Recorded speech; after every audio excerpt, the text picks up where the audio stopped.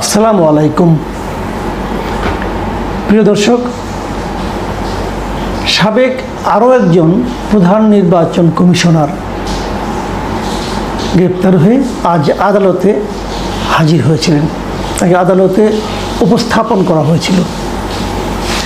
তিনি হচ্ছেন হাসিনা আমলের সর্বশেষ সিইসি, মানে 2024-এর 7 জানুয়ারিতে যে বিখ্যাত আমি এবং ডামির নির্বাচন হয়েছিল বলে বলা হয়, সেই আমি এবং ডামির নির্বাচনে যিনি প্রধান কারিগর ছিলেন মিস্টার হাবিবুল আওয়াল,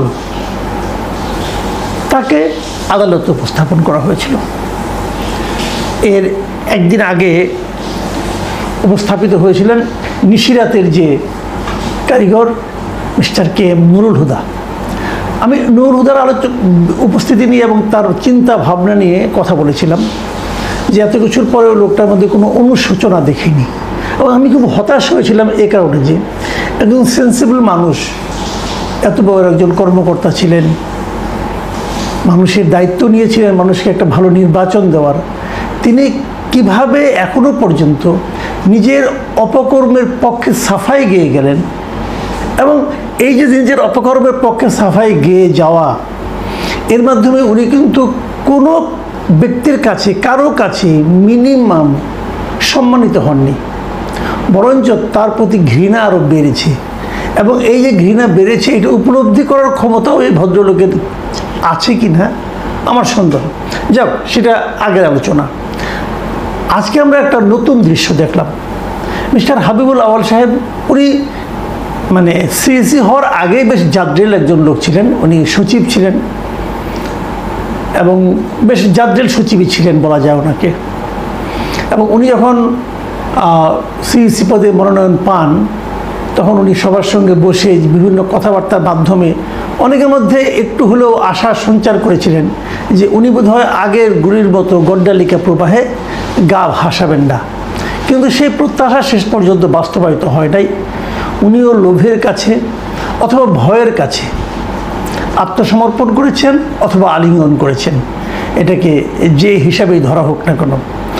তো এখন এবার অবশ্য আদালতে উপস্থিত হয়ে উনি যে সমস্ত কথাবার্তা বলেছেন, সেখানে মনে হচ্ছে যে বোধহয় উনি আলিঙ্গন নয়, আত্মসমর্পণই করেছেন। কি বলেছেন উনি, এগুলো নিয়ে একটু কথা বলি এবং সেখান থেকে আমরা বোঝার চেষ্টা করি যে আমাদের আগামী নির্বাচনটা কেমন হতে পারে।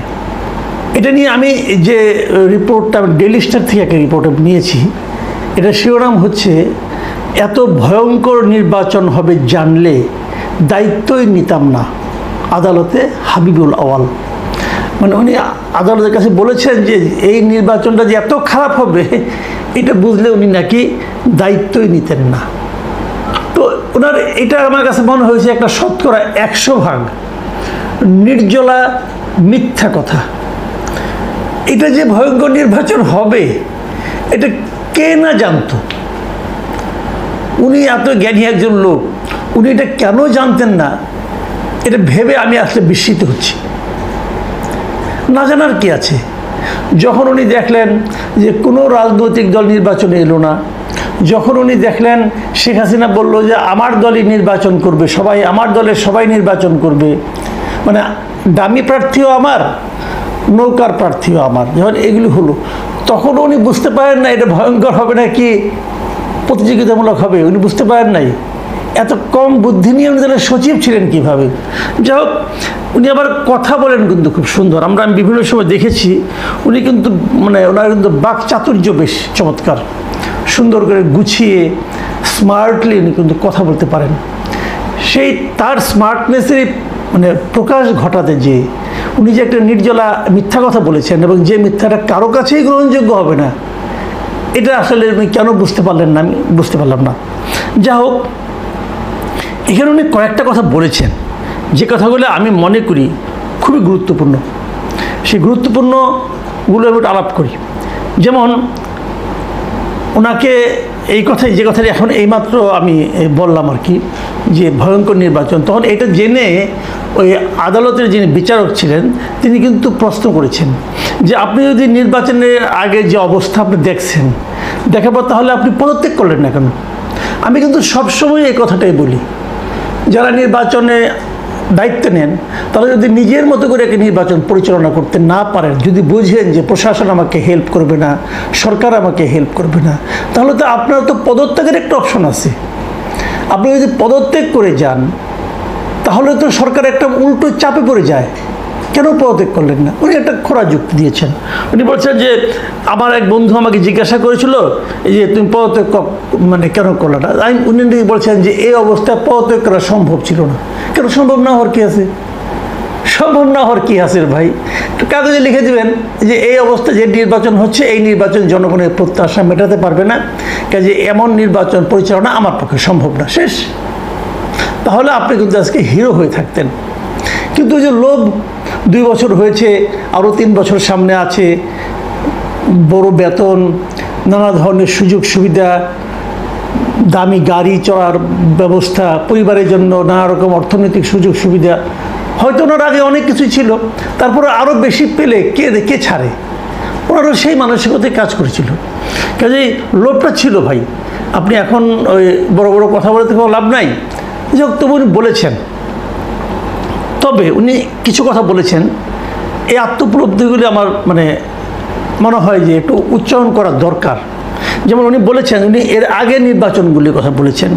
উনি বলেছেন যে 72-এর সংবিধান প্রণয়নের 3 মাসের মাথায় অনুষ্ঠিত 1973 সালে নির্বাচনে আওয়ামী লীগ 293টি আসন পায়।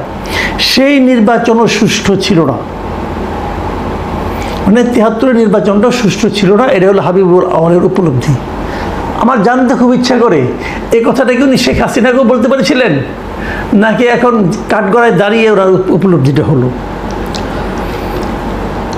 তারপরে বলেছেন উনি, ক্ষমতার লোভ এমন যে শেখ মুজিবও তা সামলাতে পারেনি। ভালো, অতি উত্তম। 96 সালে আওয়ামী লীগ তত্ত্বাবধায়ক সরকারের জন্য আন্দোলন করে, পরবর্তীতে তারাই আবার দলীয় সরকারের অধীনে নির্বাচন দিতে সংবিধান সংশোধন করে। উনি এটি বোঝানোর চেষ্টা করছেন যে ক্ষমতার লোভটা বড় খারাপ, এবং যারা নাকি ক্ষমতায় যায় তারা ক্ষমতায় টিকে থাকার জন্য নৈতিক অনৈতিক কোনো কিছুরই কোনো পরোয়া করে না, যা দরকার না তাও করে, যা দরকার সেটাও করে। তো এইভাবে যেন উনি ব্যাখ্যা দিচ্ছিলেন, বোঝানোর চেষ্টা করছিলেন নিজের অবস্থানটা, তখন ওখানে যারা পাবলিক প্রসিকিউটর ছিলেন তিনি উত্তেজিত হয়ে যান এবং বলেন যে হাবিবুল আওয়াল সাহেব নিজেকে জাস্টিফাই করছেন, তার এই সমস্ত বক্তব্য দেওয়ার সুযোগ নাই। তখন আবার ওই যে হাবিবুল আওয়াল সাহেব তার সেই বহুল পরিচিত স্মার্টনেস শো করে বলেন, জাস্টিফাই না করতে দিলে রিভলভার দিয়ে গুলি করে মেরে ফেলেন। এগুলো না আগেও বলেছেন নানা রকম কথাবার্তা, চমক সৃষ্টিকারী কথাবার্তা। তবে এখানে আমি একটা কথা বলি, পাবলিক প্রসিকিউটরের এই যে উত্তেজিত হয়ে যাওয়া এবং কোনো কিছু দেওয়ার জাস্টিফিকেশন দেওয়ার সুযোগ নাই, হ্যান নাই তেন নাই, এগুলো বলাও না আমি কোনো মনে করি ঠিক না।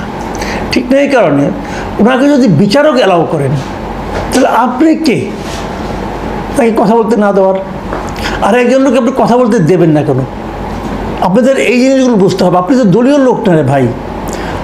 এই ভদ্রলোক যত কথা বলবে তার কথার ভেতর থেকেই কিন্তু তার অপরাধসমূহ বের হয়ে আসে। তাকে সেই সুযোগটা থেকে আপনি বঞ্চিত করবেন কেন? আর আমাদেরকে বঞ্চিত, এই যে জাস্টিফাইগুলো যদি না দিতেন তাহলে 73-এর নির্বাচন অথবা শেখ হাসিনার ক্ষমতার লোভ, এই পয়েন্টগুলোই বা আমরা কীভাবে পেতাম? কাছে কথা বলতে দেওয়া উচিত। এরপর যিনি পাবলিক প্রসিকিউটর থাকবেন, আমি মনে করি তাদের এটা মাথায় রাখা উচিত যে আমি প্রতিরোধ করলাম, কথা বলতে দিলাম না, চিৎকার চেঁচামেচি করলাম, তাহলে আমি খুব ভালো প্রসিকিউটর হয়ে গেলাম। বিষয়টা এরকম না। আপনাকেও মাথা ঠান্ডা রাখতে হবে। হ্যাঁ, দলীয় একটা ব্যাপার তো আছেই। আপনারা তো যারা পাবলিক প্রসিকিউটর হয়েছেন তারা তো আর দলীয় বিবেচনাতে হয়েছেন, বিশাল জ্ঞানের কারণে যে হয়ে গেছেন তা তো না, এটা তো বুঝি আমরা। তো দল করেন ভাই, কোনো সমস্যা নাই, কিন্তু আইনগুলো মেনে চলেন, আইনের মধ্যে থাকলে ভালো হয়। এখন যে সবচেয়ে গুরুত্বপূর্ণ যে কথাটা বলবো, হাবিবুল আওয়াল এখানে দাঁড়িয়ে একটা গুরুত্বপূর্ণ কথা বলছেন। সেই গুরুত্বপূর্ণ কথাটা হলো, উনি বলেছেন, উনি নির্বাচন কমিশনের যে অসহায়ত্বটা সেটা আসলে তুলে ধরেছেন। তুলে ধরে উনি বলেছেন, মৌলিক সংস্কার ছাড়া আগামী 1000 বছরেও এদেশে সুষ্ঠু নির্বাচন সম্ভব নয়। এই কথাটা আমার কাছে মনে হয়েছে একটা $1,000,000 স্টেটমেন্ট। আসলেও তাই, কারণ অসহায়ত্ব তো অবশ্যই আছে। প্রশাসন আপনার হাতে নেই, প্রশাসন যেভাবে দিবে রেজাল্ট আপনাকে সেটি তো প্রকাশ করতে হবে। কাজে প্রশাসনকে যদি নিয়ন্ত্রণ করতে না পারেন, আপনি বড়জোর পদত্যাগ করতে পারেন, আপনি বড়জোর নির্বাচন স্থগিত করতে পারেন, কিন্তু একটা সুষ্ঠু নির্বাচন তো তাতে অনুষ্ঠিত হয়ে গেল না। সুষ্ঠু নির্বাচন অনুষ্ঠান করতে গেলে যে জিনিসটা দরকার সেটা হলো মৌলিক সংস্কার। প্রশাসন কি হয়েছে, আওয়ামী লীগ আমলে যেভাবে হয়েছে তার উল্টোভাবেই আগামীতেও প্রশাসন তাই করবে। দেখেন আপনি পাবলিক প্রসিকিউটর সাহেব, উনি এখন বিএনপির মতো করে কথা বলছেন, কিন্তু এর আগে যে সমস্ত প্রসিকিউটর ছিল তারা আওয়ামী লীগের মতো করে কথা বলেছিল। হিসাব কিন্তু সহজ সরল একদম। এখন উনি যে দলের পারপাস সার্ভ করতে আসছেন সেই দলের মতো করবেন। এখন আগামীতে যখন ইলেকশনটা হবে, সেই ইলেকশনে যারা থাকবেন তারা যদিও আওয়ামী লীগ আমলে নিয়োজিত, কোনো সমস্যা নাই, কিন্তু তারা আওয়ামী লীগ এখন বললে স্বীকার কেউ করবেন না, সবাই বলবেন। তারা তখন ভয়ে পড়ে, চাপে পড়ে, নানাভাবে অন্তরে ঘৃণা নিয়ে তারা আওয়ামী লীগের সার্ভিস দিয়েছেন, এগুলো বলবে সবাই কিন্তু। এবং ভাবখানে এরকম যে মনে প্রাণে আমি জিয়ার সৈনিক, আবার কেউ কেউ বলবে মনে প্রাণে আমি জামাতের সৈনিক, এইগুলো বলবে আর কি। তাই তাদের সেই যে বলাটা যে সঠিক সেটা প্রমাণ করার জন্য আগামী নির্বাচনও তারা তাই করবে, কোনো না কোনো দলের পক্ষে কাজ করবে। কিন্তু নিরপেক্ষ হিসাবে কাজ করার যে মানসিকতা, সেটা এই পুরো আমলাতন্ত্রের মধ্যে নাই। তারা সবসময় তাকায় থাকবে যে আমাদের শীর্ষ যে সরকারের শীর্ষ ব্যক্তিত্ব তারা কি চায়, তাদের দিকে তাকায় থাকে। এবং তারা যদি চলে যায় তাহলে নতুন যারা আসবে তারা কি চায়। কারণ তারা যদি বুঝে যায় যে ক্ষমতায় বিএনপি আসছে, তাহলে দেখবে সবাই বিএনপি হয়ে গেছে বিএনপিকে হাতে রাখার জন্য। কারণ বিএনপি তারা তো জানে এই দেশের প্র্যাকটিসটা কী। এই দেশের প্র্যাকটিস হলে যখন বিএনপি ক্ষমতায় আসবে, যে যে এলাকায় বিএনপি ফেল করবে সেই এলাকার যারা নাকি কর্মকর্তা আছে সবগুলো দেখবেন বদলি করবে। এটা তাদের বিশ্বাস। বাস্তবে হবে কিনা আমি জানি না, বাস্তবে না হলে খুশি হই, কিন্তু তাদের বিশ্বাসটা আছে। এই কথাটাই কিন্তু হাবিবুল আউয়াল সাহেব বলেছেন যে মৌলিক পরিবর্তন না হলে 1000 বছর এদেশে ভালো নির্বাচন হবে না। সেই মৌলিক পরিবর্তনটা কী করবে? এটা একটা $1,000,000 কোশ্চেন। কে করবে? আপনিও জানেন না, আমিও জানি না, ডক্টর ইউনূসও জানে না। ডক্টর ইউনূস যেভাবে সংস্কার করছেন, এই সংস্কারের মাধ্যমে মৌলিক পরিবর্তন হবে মনে হয় না। আসলে পরিবর্তনটা আসতে হবে জনগণের মাঝখান থেকে। সেই পরিবর্তনটা আনার জন্য যে পটভূমি তৈরি করা দরকার, যে এনভায়রনমেন্ট তৈরি করা দরকার, মানুষের মধ্যে যে মানসিকতা তৈরি করা দরকার, সেই জিনিসটা গত 10 মাসে ডক্টর ইউনূস 1 ইঞ্চিও করতে পারেননি। উনি এই 10 মাসে নিজের কাজগুলি করেছেন। জনগণের জন্য, গণতন্ত্রের জন্য উনি কোনো কাজই করতে পারেন নাই। মানুষের মধ্যে এই প্রত্যয় জন্মায় নাই। কাজে উনি যতই চিৎকার করে বলুন যে ইতিহাসের শ্রেষ্ঠ নির্বাচন এই জাতি আগামীতে দেখবে, আমার কাছে মনে হয়েছে উনি নির্বাচনও বুঝেন না, ইতিহাসও বুঝেন না, শ্রেষ্ঠও বুঝেন না।